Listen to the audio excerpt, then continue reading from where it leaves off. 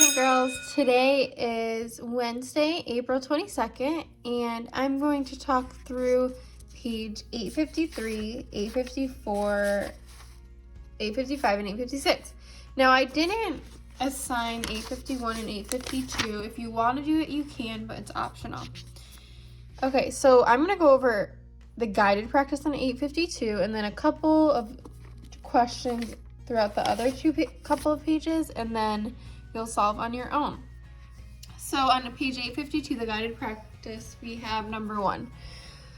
List all the possible dimensions of rectangles for each area. Okay, so if I want to create a rectangle and the area is 9 square units, then what are the dimensions? Well, the dimensions, I can't talk today, is the length and the width, okay? So if I wanted to find the two sides, I would have to say, okay, what two numbers can I multiply to get 9 square units? So I know off the bat, an easy one. I know that 1 times 9. I could use 1 as the length and 9 as the width, and that would get me an area of 9 square units. Well, if I can have 1 as the length and 9 as the width, then I can flip-flop them. And 9 as the length and 1 as the width would also get me an area of 9 square units. Then you have to ask yourself, okay, what other two numbers can you multiply to get 9 square units? Well, I know 3 times 3 is 9. So if I had a, well, remember square is also a rectangle. If I had a rectangle that had 3 and 3 as the length and the width, then I could multiply them and my area would be 9 square units. So that's what we have to do when we're finding the dimensions of a rectangle. So if I want to find the dimensions of a rectangle with an area of 14, I'm finding the factors of 14. I need to see what two numbers, the factor pairs. What two numbers can I multiply to get 14 square units? Well, our easy one, we know that 1 times 14 is 14, and 14 times 1 is 14. So what that means is I could have a rectangle with 14 units on one side and 1 on the other, and the area would be 14 square units. And then same thing, vice versa.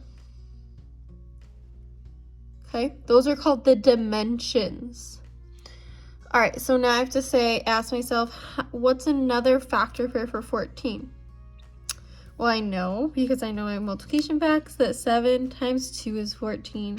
I'm going to flip-flop them, and then also 2 times 7 is 14. So those are two other dimensions. All right, we're going to do number 3 together now. So it says, list all the possible dimensions of rectangles for each area. So we have to find all of the dimensions of a rectangle that has 16 square units as the area. Well, we know that 1 times 16 is one dimension. 16 times 1 is another dimension, because you could always multiply 1 by itself, 16. Now I have to see if there are any other factor pairs for 16. Well, I know that 4 times 4 is 16, and 8 times 2 is 16, and then I'm going to flip-flop 8 times 2 and write 2 times 8, which is 16. I'm not going to flip-flop 4 times 4 because that would be the same thing, right? So that's all you're doing. When you're finding the dimensions of rectangles for each area, you need to see really what length and what width would work if you had a rectangle with 16 square units. So you're gonna have to do the same thing for 20. I'll let you do that on your own because I know you can figure that out by yourself. And then I'll do questions number 8 and 11 with you. So number 8 says, Violet is, and we're on page 854 now. Violet is making a rectangular banner for the basketball team to run through before the start of the game. She has 24 square feet of paper. List all the possible dimensions of rectangles with an area of 24 square feet.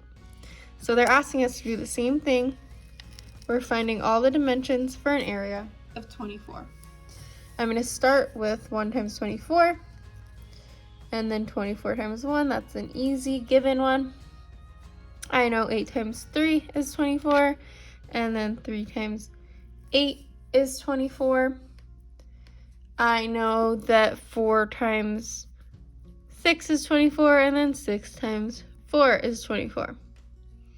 Is there any other factor pairs that you can multiply to get to 24 square feet? 12 times 2 and 2 times 12.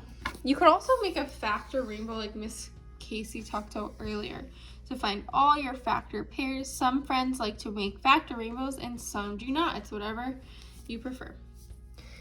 So those are all of the dimensions that I can think of that I can multiply to get an area of 24 square feet. And we should label each with feet, feet, feet, feet, because it's important to label our units. All right, so if we skip down to 11, it says, is it possible to draw a rectangle that has an area of 24 square units and a perimeter of 24 square units? Explain. Well, thankfully, I already have all the possible rectangles with areas with an area of 24 square feet. So let's see if any of these dimensions would give us a perimeter of 24 units. I'm going to do it in my work section. And 3 times 8 is the same as 8 times 3, guys. That's going to have the same perimeter. And same with 1 times 24 and 24 times 1. I'm going to start with 1 times 24. Let's see, what would the perimeter be? We're finding the perimeter of each rectangle. What would be the perimeter of a rectangle with 1 times 24? Here, I'm going to number these as our 2 dimensions, length and width. So what do I have to do to find perimeter? I have to add 24 plus 24 plus 1 plus 1. So 24 plus 24 plus 1 plus 1. 24 plus 24 is 48, plus 1 is 49, plus 1 is 50. So does that rectangle have an area of 24 square units and a perimeter of 24 square units? Nope, that one doesn't work. All right, let's try the next one. We have 8 times 3. So our rectangle would probably look like this. So I can do, this is another way to do it. Remember to find perimeter. 8 times 2 plus 3 times 2. I know 8 times 2 is 16. Plus 3 times 2 is 6. 16 plus 6 is 22 units. This rectangle does not have an area of 24 and a perimeter of 24. Now let's check the next 2 rectangles. We have 4 times 6. I'm going to do the same way I did number 2, problem number 2. 4 times 2, I'm finding the perimeter, remember, plus 6 times 2. 4 times 2 is 8, plus 6 times 2 is 12. 8 plus 12 is 20 units.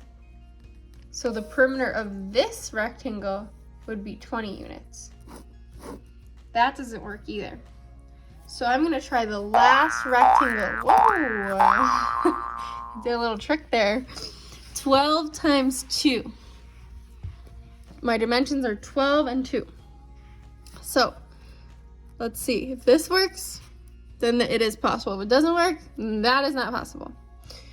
Okay, so 12 times 2. We have to see if these dimensions would give us 24 as a perimeter. So I'm going to add, I'll use the other way this time, 12 plus 12 plus 2 plus 2. 12 and 12 is 24, plus 2 is 26, plus 2 is 28 units. So this doesn't work either. So now you tell me, is it possible to draw a rectangle that has an area of 24 square units and a perimeter of 24 units? No. It is not. It is not possible.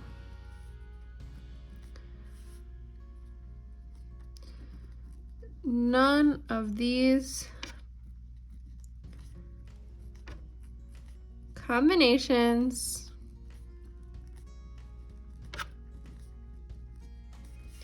have an area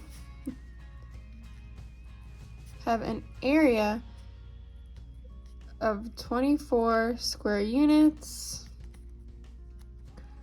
plus a perimeter of 24 units. All right, guys, I went through what I think were the most difficult problems in this lesson. So now I want you to finish these 2 pages and then the homework. All right, try your hardest and then self-correct your answers using the answer key.